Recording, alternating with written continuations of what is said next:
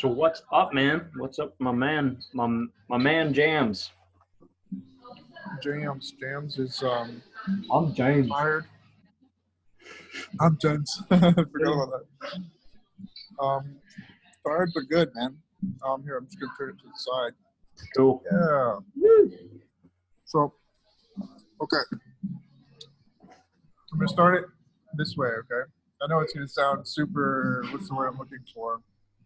Pompous and kind of just like Arrogant? arrogant and just yeah, you know what I mean, like verbose. But You had to pick that word. yeah. Sorry. That's the irony of the word verbose.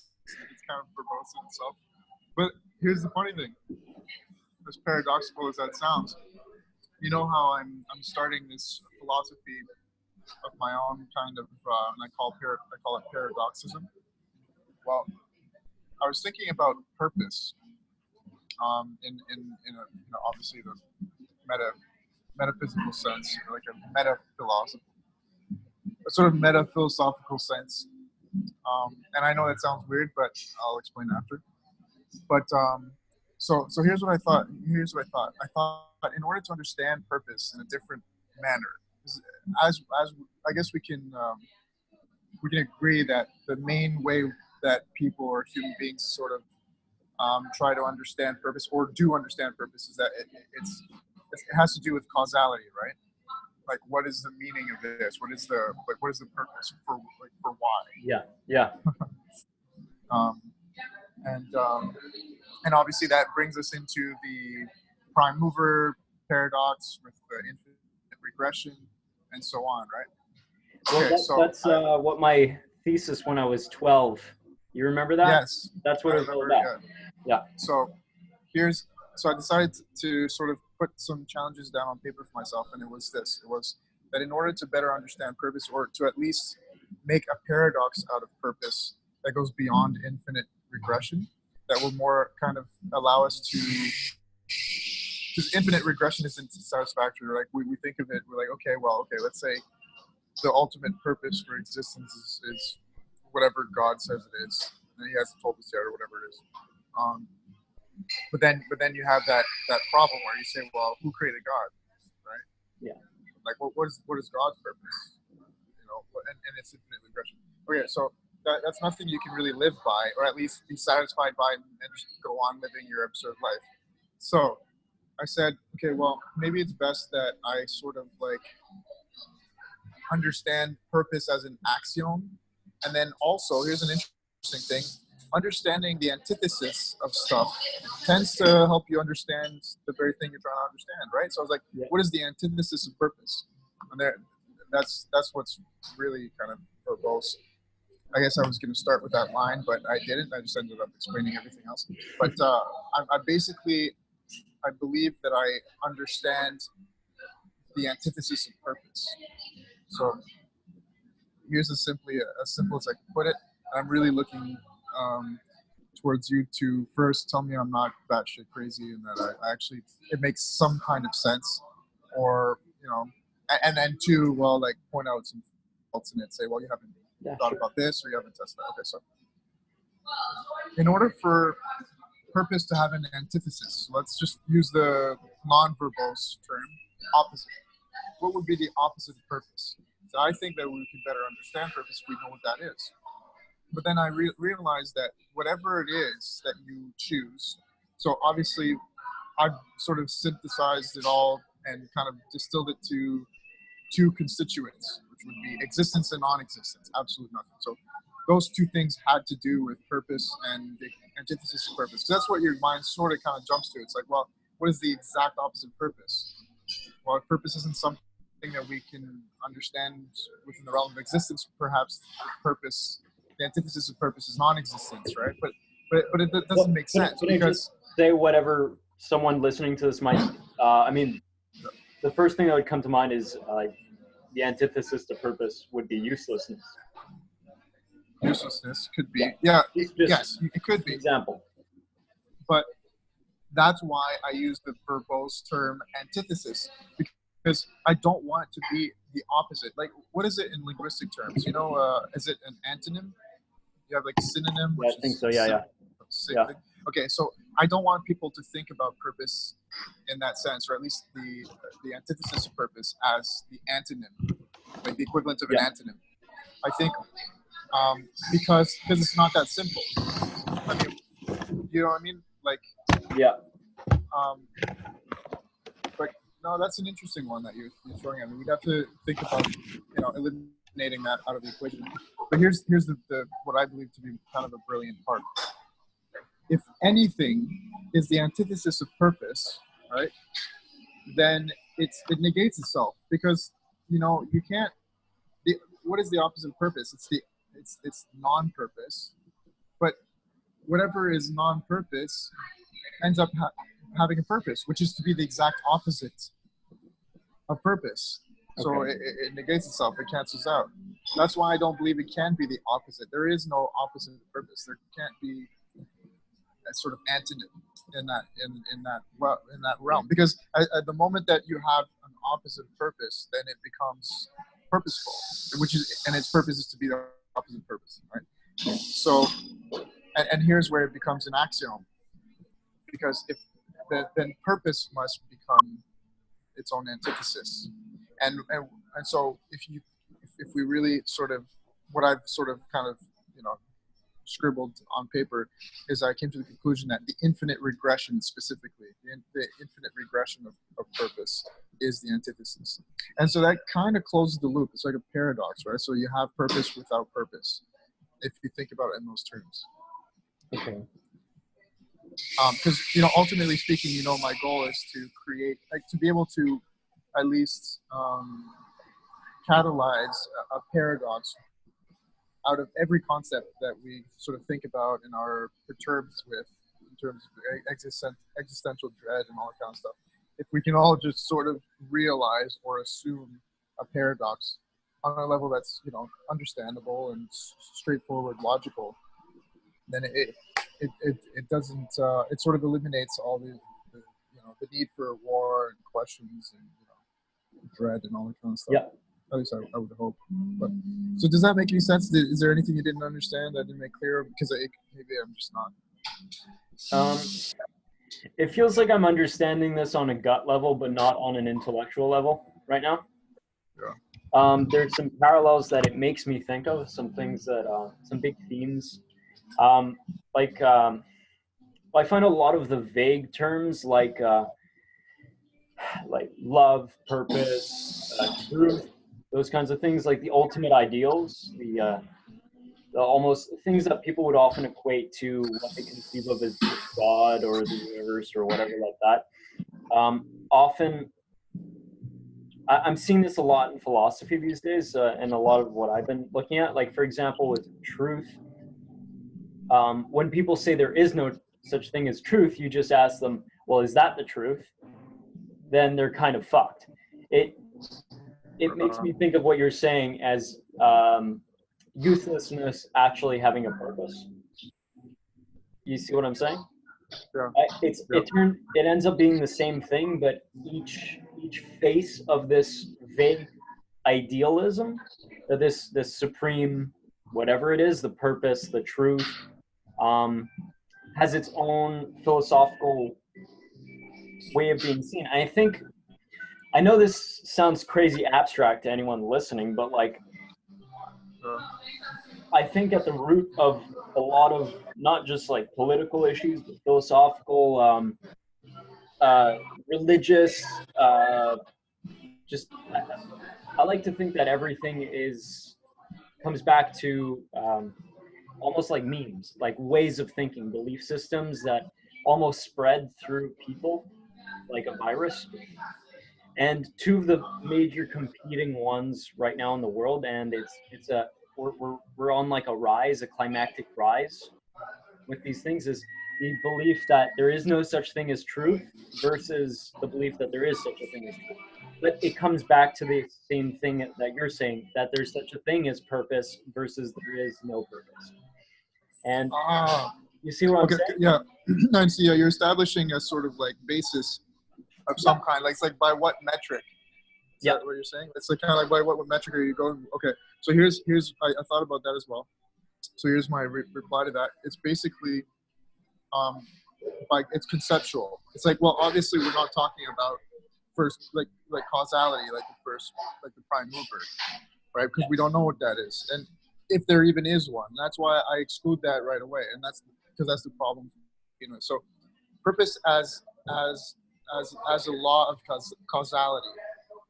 That's my definition of purpose in this instance. It's the law of causality, which Yeah. basically means we know that nothing arises without a cause. There is always a cause. The issue isn't causality; it's the prime mover who started this sort of subsequent changes after the first, move. So, to me, purpose is that. It's just the brute, sort of blunt, flat out law of causality. Cool. Yeah. And you could It's like equate a that to truth. conceptual thing. You could literally use the word truth for that as well. But Yeah. no, I like that. Interesting. Okay, so I guess having established a little bit of the language here and what we mean, I guess we could get deeper about this idea that you're saying that the opposite of purpose has a purpose. Can I? No. Well, Yeah. I was saying that the opposite of purpose can't have a purpose. And here's the thing. That's why I don't want to be misleading. If we say opposite of purpose, then it's Okay. clear, it's uselessness, right? Yeah. But when I'm not talking about the opposite of purpose, I'm talking about the antithesis of purpose, which is basically the negate. Like, what is, like, if purpose is itself absurd, then you can't have an antithesis like that's not absurd, because absurdity doesn't like straightforward logic doesn't sort of stem forth from absurdity. You can't say, okay, well, from absurdity we extract, non-absurdity. That's why the antithesis of purpose can't have purpose. And so it makes you think, well, then if the antithesis of purpose is something that is without purpose, truly, then what could it be? Well, it has to be itself. It's like a black hole. It collapses on itself. And so ultimately, it can't be purpose either, because if it was purpose, then you would just be talking about nothing. There's no, it's a non sequitur. The antithesis of purpose has to exist, and it also has to be purpose. So ultimately speaking, I don't know how I make the leap from purpose and the infinite regression of purpose. Okay. But you know what I mean? It's like, well, if the antithesis of purpose has to be purpose, can be nothing else but purpose, then it must be the infinite regression of purpose. Could it be Does that make different sense? purposes? Oh, you mean like I don't know, because like I'm talking about purpose on like the most abstract level, like the most Yeah. like as a concept, as an actual true Pure purpose. metaphysical concept. Yeah, I'm not talking about purpose like, what is the purpose of all existence to whoever created existence? Because I'm not talking about, you know what I mean? I'm talking, because then you're trying to find out what the prime mover is, and then that's not something that I deem.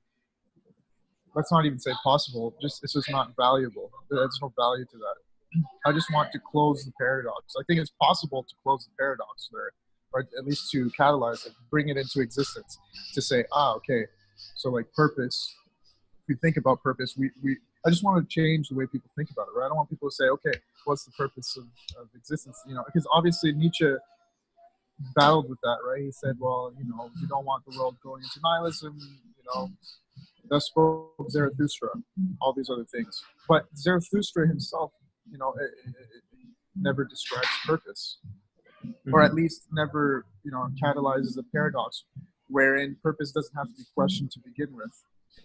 And that's why, and that's why I have two philosophies in a sense, right? Like and they both go hand in hand, almost like the two sides of a paradox.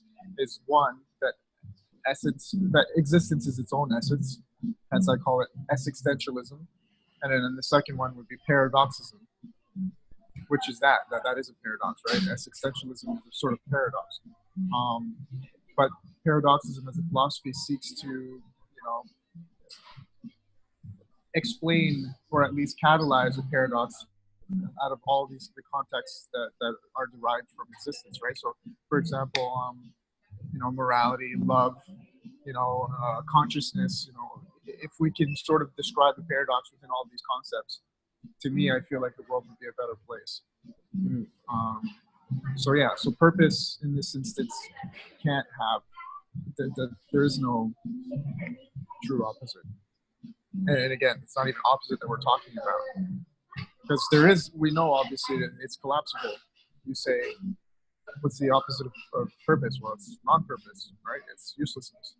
But that already exists. It's there, and it's not an antithesis. It's an opposite. The antithesis is as much as purpose is absurd, the antithesis as well is absurd. That's why I'm saying, well, it's not enough to just say to just find out what the opposite of purpose is. We got to find out what the antithesis of purpose is, because purpose in itself is absurd, right?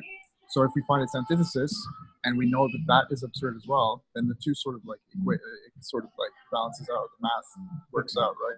So that's why I'm saying it's got to be purpose in infinite regression. Okay, so by and then it's like, well, cool. Basically it's just to say, cool. We're still at step one. Nothing ever changed. Nothing will change. But at least we'll understand it on some level, and then we can just keep living our absurd lives. The myth of Sisyphus is basically, it's like Camus, right? But I'm just trying to distill it into like one phrase. Yeah, well, that's a whole process. And that's an interesting thing that you say, that purpose is absurd. Can you elaborate on that? Can you repeat that? It cut off. Could you elaborate on the idea that purpose is absurd? Because that seems quite contradictory to... and that's the key word. That's the key word. Because what is a paradox? A paradox, in another word, a synonym, right, would be contradiction, or contradictio, against what is said. And it's funny because paradox, sort of, we think of it as not being able to exist by the laws of physics that govern everything around us, right? And so that in a sense, true paradox only exists in a linguistic form, which would be the contradiction. Contra meaning going against, dictio from the Latin, right? What is said. So like, say for example, I say I'm a married bachelor. Well, I'm going against what I said. That's a paradox. So linguistically speaking, that exists. But if you look out into the world, and here's an example that I use in my thesis about paradoxism. Isn't it ironic? Well, irony in itself is a sort of paradox. And here's the example that I use. Isn't it ironic that the safest bet for a caveman, the safest bet for a caveman's shelter, also happens to be his most dangerous, right? So like, if a caveman goes to the cave, that's the safest bet for shelter. But it also happens to be the safest bet for other predators, sort of like shelters, right? So it's also his most dangerous. So where he is safest is also where he is most dangerous, or most at risk. That's an ironic sort of like paradox. It's a paradox in itself. It's a contradiction. It doesn't make sense. Now the caveman doesn't have the consciousness or the lucidity to understand this paradox or this irony. But hey, those guys are pretty smart. We're learning now. They have big brains. Yeah, that's true. Yeah, but the point is, even if a consciousness isn't aware of the paradox, if you take the existentialist point of view, that paradox is still being manifested out in the world in physics. So this is why I feel like paradoxism is important and is supported, because it's more than just a linguistic trick, right? Now, so having that explain that, I can sort of move forward into your question, which is what you want me to elaborate on. What? The idea that purpose is absurd. Okay. Yeah. Okay. So, if absurdity exists in the world as much as it does in with consciousness, because we can equate linguistics to consciousness in this context, right? We can say, well, without consciousness, we wouldn't have language. Therefore, a contradiction would not be possible, right? Because you're not speaking. So obviously, the absurdity in itself as a concept is the end result of a contradiction as well. This doesn't make sense. So purpose obviously isn't something that we are searching for in linguistic terms. We're searching for it in physical terms. So when I say the purpose is absurd, I say that it's absurd in the existential sort of point of view. It's in physics. It's absurd, and that's why you got to treat it as something that's you know what I mean, that is conceptual. It's not. We're not talking about the prime mover. We're talking about infinite regression of the prime mover, because that is an absurdity, right? Okay. Am I missing something? Sorry? I'm not sure if I'm missing something, but does that make sense? I'm piecing it together. That's the conversation we're having. Yeah, there you go. That's why I need you. But okay. So basically, you're saying that purpose isn't something that it's not like when people say what is the meaning of life. When you say what is the meaning of a word, then you get more words. You get a definition, right? Yeah. It's not something that you can put into a definition. It's literally like comparing like a thesis on a book versus how you feel when you step out in the sun. It's poetry versus technical writing. You see what I'm saying? Yeah. So purpose is a feeling. Is that what you're getting at to some degree? Yeah, I think at least it's an experience, I should say. Yeah, at least purpose as a concept, as an experience. Maybe you're right. Maybe it is, because we all know that when we use that word, we don't mean it in terms of the technical sort of, to use your example, the technical part of it. We mean it in the poetic part of it, which is like what is it for, that unattainable for, right? It's like, we can define the next thing, but when you get down to the fundamental level, to brass tacks, that's not satisfactory, or at least we have a block and we can't go further, and it becomes infinitely regressive. So yeah, I am thinking of it in the poetic sort of kind of like feeling more. Yep. Which is why we defer things, right? I think we defer things to afterlives and to omnipotent gods, because we say, well, I want to attain that. I want to believe in purpose without knowing what it is, at least. Instead of conceding to the fact there's no purpose, I'm going to believe in it regardless of me knowing what it is. And in order to do that, you create gods, you create all these other systems that helps you live throughout the day without putting a bullet in your head. Sure, but you're also causing massive amounts of psychological trauma to yourself, to your kids, to your community, wars, so on and so forth. That's nothing we got to talk about, right? Yeah. So that's why I'm thinking, if paradoxism can sort of come in and refine how we understand the world, how we view, these concepts, then, my life would be all the better for it. Mm-hmm. Yeah. Okay. I think the next step is maybe grounding it a little bit. Yeah. I mean, you're already sort of talking in that vein about how this philosophy could help people in their day-to-day make, finding purpose. It's a pretty big deal. I think a lot of people are lacking that these days. And more and more so. I kind of suspect that the world right now is almost like a machine trying to strip people of purpose and meaning. But if we can get a bit of a better idea of what that means, what meaning means, um, what purpose means, or what the purpose of purpose is, then maybe we can get a better idea of how to, I guess, retain a soul, you could say. Yeah. Is that what you're saying? Yeah. Well, ultimately speaking, exactly. Yeah. I mean, that's the purpose of it, right? Pun intended. Yeah.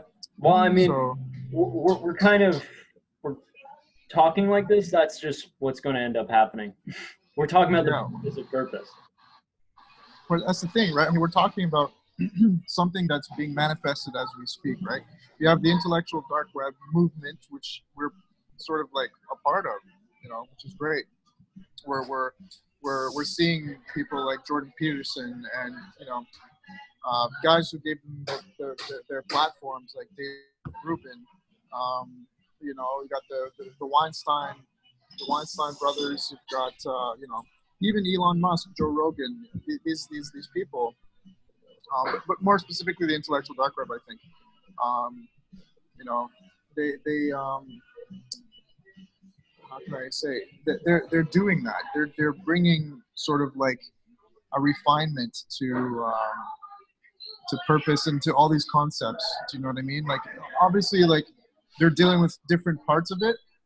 But like Sam Harris and Jordan Peterson are at the axiom of it, right? Around that, there's been talks politically speaking and the polarization of the left and the right, the alt right and the Antifa, but whatever, and political correctness, trans rights, all this kind of stuff. But ultimately speaking, we know that all of that has nothing. It's not just a coincidence that they're all sort of happening. They all sort of merge on one point, which is the point that Jordan Peterson and Sam Harris have been debating, which is theism.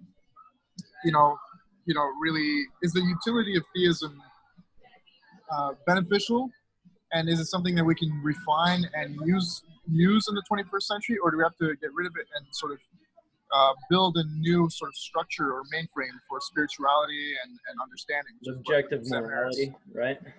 Well, exactly, which is exactly. So I think we can contribute a piece to that puzzle in a sense by at least making an attempt. So I'm sort of saying, well, let's put in our coin, let's place our bet. Yeah. And I think that you and I this summer really have sort of devised, or at least kind of we've sort of built up this sort of like interesting idea of paradoxism and existentialism, and we've been chewing on this stuff, and I think it's relevant. Right? Yeah, no, I can see it. Again, I'm going to have to plead that you go deep with Jay Dyer's work. Again, you might not like a lot of what he comes out to, but I plead you to follow through. He is your whole train of reasoning. He's definitely on the theism side of things, but I mean, his arguments go deep, really deep, and he studied this like.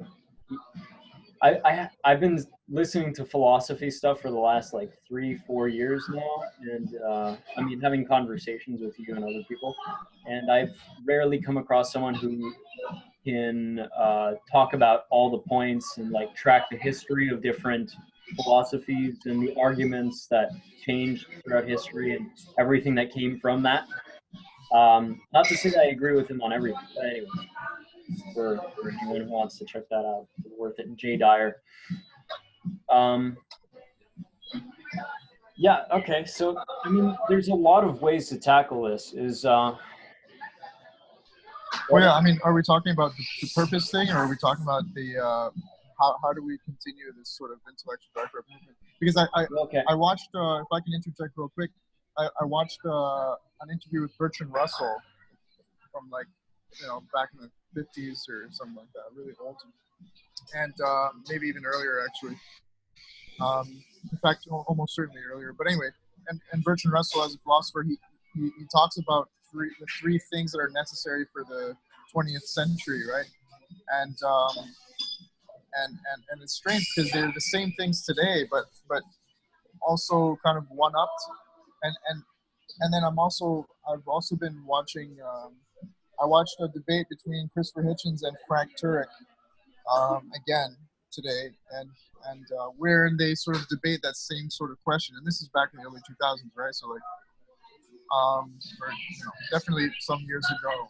So this question and this sort of movement of the IDW, I guess, the intellectual dark it's really just dealing with what we've been postponing for like the last century and a half, right? Which is this sort of, Nietzsche really was the first one to say, okay, here's what's going on, here's what's going to happen, and we've never really dealt with it since. We've tried to avoid it. In brackets, that would be communism and secularism and stuff like that. But I'm on, other people's sort of, I'm in their camp where I feel like communism was a religion itself, but they tried to get away from some dogmas, and they just created another dogma. But the point is that we're at the we're at the buffer. We're at the last point in time where I think we really do have a chance to salvage things for the 21st century before we become something else other than human. Because I think it's safe to say that whatever we're going to become, it's either dead, or genetically, we're just going to become a category of subspecies, that are going to change, or we're going to have some kind of symbiotic biomechanical entities, with AI and all this kind of shit. Ultimately speaking, it's the end of the human race. Whether you believe in the possibility of these things or not, we know that 150 years from now, the chances of us being the way we are now, are, as it's always been in history, right, are next to none, right? We never stay the same. Well, there is a pretty large chance that everything crashes and that we're stuck rebuilding if any of us even survive. And then we're going to be the same. Yeah. So how do we move forward, knowing that this has been a train that started, well into the 19th century, and then, it's still just now kind of like starting to. Well, a lot of this stuff was first envisioned by people during what do we call it? The Revolution, the Enlightenment. Yeah. These are concepts that go way back. And you talk about Bertrand Russell, but like Bertrand Russell, Aldous Huxley, H.G. Wells, all these guys hung out, and they were huge proponents for. Well, I hate to say it, they were very much in the eugenics camp, and the transhumanists, but not transhumanists in the good sense, in my opinion. Transhumanists in the very dictatorial elitist sense. Bertrand Russell, there's a speech of his where he's literally talking in front of a university, and he's telling them, "You're all too dumb to realize what we're doing to you right now." And no one says anything, because he's telling the truth. He's saying we've already dumbed you down to the point that there's no hope for you in front of these people. Anyways, all to say that's it's interesting, because it's true that Sam Harris and Jordan Peterson, they do bring up a very two very strong archetypes that I think go way back into history. It's these themes again, this dichotomy between these different groups. There's a lot of ways that a lot of things that you could call them. There's, I guess you could almost say like spiritualist versus materialist reduction, or people who believe in truth versus postmodernist absurdism. Like there is no such thing as truth. You do what you got to do. It's all a will to power, an individual will to power. The idea that there might be some kind of inherent beauty or purpose or intelligence or humanity to the universe versus it being a cold, dead, alien, uncaring place. So I guess there's those two philosophies that are very basic. There's utilitarianism versus there's another one. I forget what it is. Idealism. Idealism? Okay. Well, it's just kind of a similar thing, but not really. But anyway, I was just thinking that might be the second one. But yeah, Cartesianism, which means that the ultimate purpose is the most joy and satisfaction that can be quantified in an overall group of people. So it doesn't matter how much you sacrifice as long as you get an overall quantifiable greater amount of purpose versus don't give up on the little guy. We're don't leave anyone behind philosophy. Yeah. Well, maybe that is idealism. Maybe that in itself is idealism, the utilitarian point of view. I mean, yeah, in a sense, it is ideal in my opinion. It's over ideal. It's maybe naive in my opinion to think that we can quantify everything, absolutely everything, especially the things that matter most, such as purpose, which comes right back to your original point of purpose being almost absurd, meaning non-quantifiable. Yeah. You see what I'm saying? Yeah. I'm trying to tie this all together. Yeah, I like how you did that. That's good. Because, like you said, we need to ground this. Yeah. So I think you're sort of manifesting the actual sort of timeline, let's say, of the concept that I'm trying to bring into being. That's why I talk to you, man. And at the same time, I'm looking at your sign. I mean, you really brought the whole concept that I wouldn't have thought of it this way. And then I asked a few questions, and I think I've been able to wrap it up nicely. Yeah, no, for sure, man. I gotta say, today is a good day. yeah, for sure. Fuck yeah, today is a good day. Okay, all right. So, where do we go from here? I do have one staple before. Sorry. Yeah, go ahead. I think a lot of what I've been trying to do is find a way to really package these two opposing worldviews and find like the core. Like what I've been working with lately is the idea, people believe that there is truth and some people believe that there is no truth. I'm not sure if that's the perfect way to wrap them up, and I'm not sure if it's possible to wrap up these philosophies into little easy, what's the word, sound bites or like titles. But I think it's worth trying. But all to say is, I see these roots, these basic philosophies. Maybe you could see it in the archetype of Sam Harris versus Jordan Peterson, or naturalists versus transhumanists, or religious spiritualists versus material reductionists. Anyways,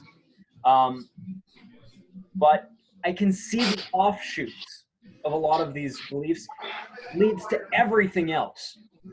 It's like, I'll just give this one example, and then I'll let you talk. Just health, right? I see right now a fucking war going on, and it's going to break out pretty soon. There's the people who believe in the hardcore mainstream allopathic sciences of medical biochemistry, meaning all we are is just a flux, like a bubble, a flesh bubble of chemicals. And if we know what chemicals mechanically do this process, then we can introduce this synthetic drug and get that result, right? Versus people who say, no, there's a naturalistic process that we've developed through evolution, through this kind of, it's almost a spiritual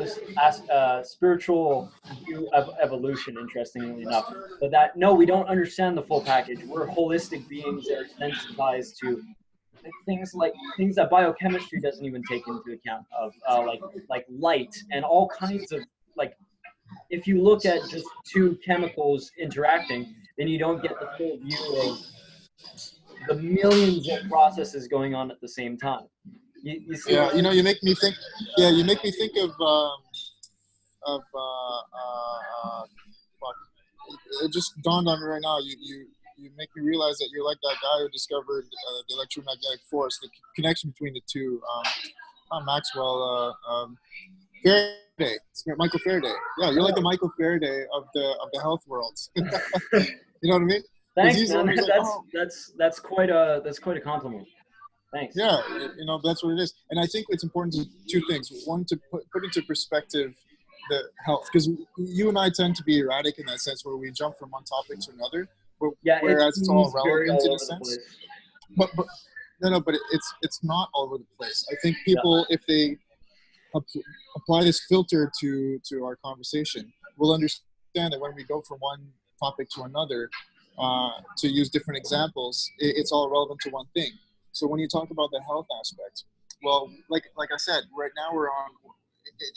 Ultimately, it all rests. It always all goes back down to the fundamentals of everything. So, what is the fabric of reality really? What is it, and what is it all for, right? And so, this manifests itself in all areas of life. So ultimately speaking, when you are a first world civilization, you have everything you could want for. You end up being the one who has to deal with the existential crisis, and you're the one who's going to have to deal with all these problems that arises from such existential crisis within the health, within the entertainment, within the whatever else that is involved in your life, right? So obviously, when you're rich, you're fed, you have nothing else to do. Well, obviously, you start returning back, like when you get that existential crisis, you return back on what? On survival, because it's part of our evolutionary sort of like trait is survival. We're programmed to survive, and what's part of survival? Eating, food, health. That's why your sort of like field, if you will, is just as valid in the philosophical sort of like war that's being waged right now. It's just as valid to go use that approach as well. So I wanted to just say that to get people to understand. You said it well. You put into context something that I haven't really put into words yet. Yeah, but I don't think we even really sort of admitted it to each other that that's what we're doing, right? That when we talk from why Bill C-16 sort of compels speech is also sort of relevant to the vegan versus the carnivore diet type stuff. It's like, well, we're using different examples that ultimately reflects that society or like the human race is at this sort of axiomatic kind of like crossroads where we're really dealing with the same sort of like topics that have been around since we've been able to think about these topics, these concepts. And so that brings me to number two. I want to make sure that people always understand that this has nothing to do with, it's not, it doesn't necessitate a belief or a non-belief.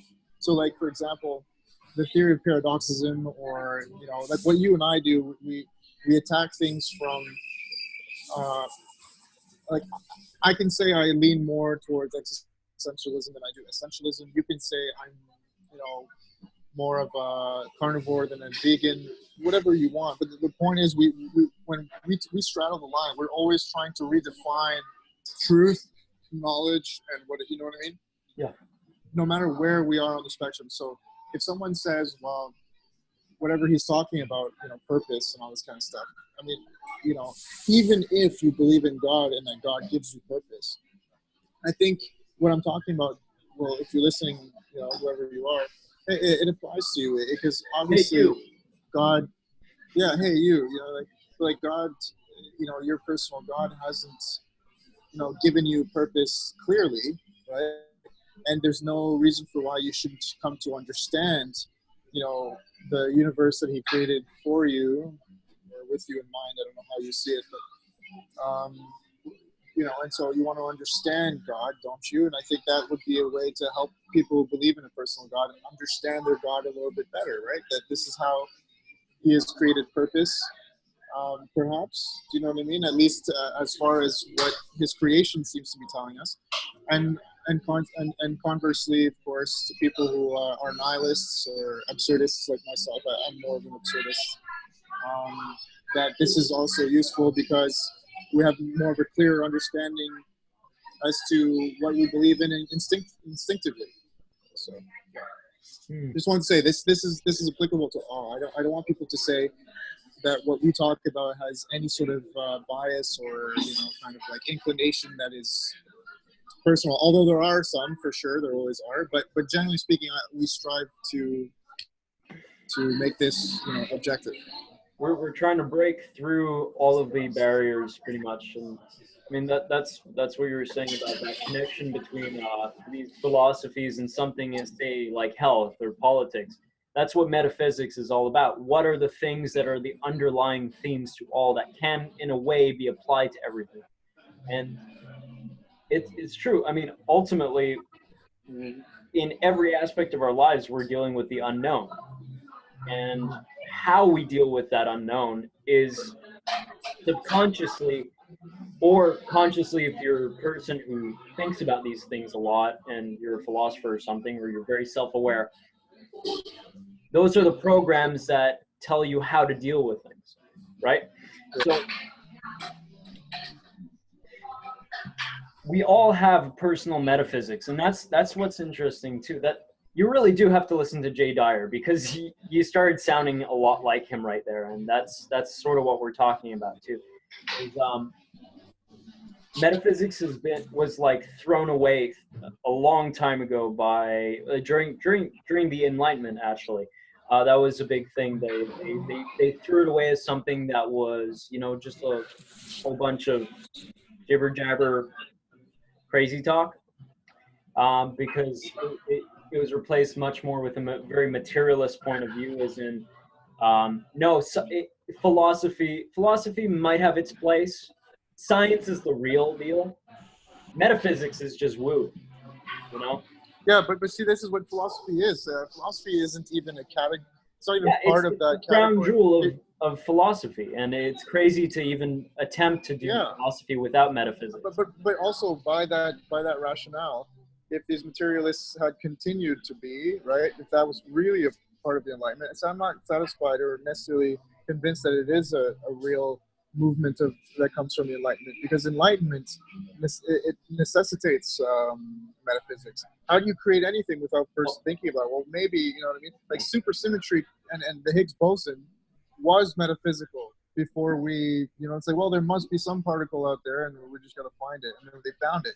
So if you're purely materialist, then you just look at the world around you and say, okay, we've got to figure it out, guys. It's all here. Well, unfortunately, you never make any progress. I think that's the perspective that's being sold through schools and the media and through culture, and has been for over 100 years. And I'm talking historically, like I have looked into this, but metaphysics was largely rejected around the period of the Enlightenment. I'm not saying that everything that came out of the Enlightenment was anti-metaphysics, but there's a major but also maybe we have different definitions of metaphysical, because see, to the church, this is I don't know if they consider it metaphysical, but there's definitely just woo-woo, that the sun revolved around the earth was something that was material, and this is the way it is, and that the opposite was woo-woo, it was metaphysical, right? Is that maybe by that standard? Well, okay,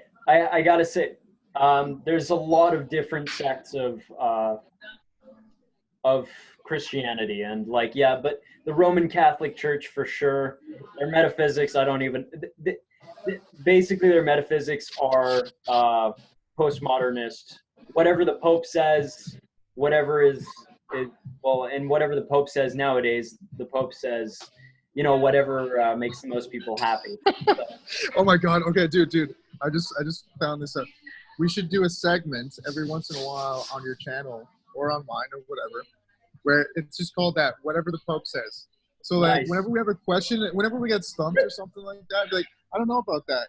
And then we could be like, and here's a segment of whatever the Pope says. So we would actually just sort of theorize as to what would the Pope say in that circumstance, Oh, did you know there's a sort of contraceptive pill for men now that you can take? Pope says, go. I don't know what to make of that. Yeah, exactly. I don't know what to make of that, but whatever the Pope says, we could go to that and sort of see what he says. It'd be good. But, cool. Well, I'm willing to bet, if I'm starting the segment right now, what the Pope would say would be that it's okay, wink, wink, nudge, nudge, if you're a priest, wink, wink again, nudge, nudge, who's I don't know, having trouble with his vows. Wink, wink, nudge, nudge. You know what I mean? Because there's been plenty of cases where like priests have fucked like a 12-year-old little girl or something like that, and she's been pregnant, and boys as well. But then with that, the Pope is like, well, I mean, that has nothing to do with contraceptives. But you know what I mean? It's like, Yeah. But I'm getting kind of dark and weird, but No. anyway. I would love to do that, but seriously, you're the one who knows how to do video editing. So either you have to do it, or you have to teach me how to do this shit. Yeah. Because I'm super down to do a bunch of crazy shit, but Whatever the Pope says, let's not forget that. yeah, I'll write that down. Yeah, basically what I'm saying is people hate on Christianity a lot these days, but first thing, there's a lot of different sects of Christianity, and I disagree personally with most of them.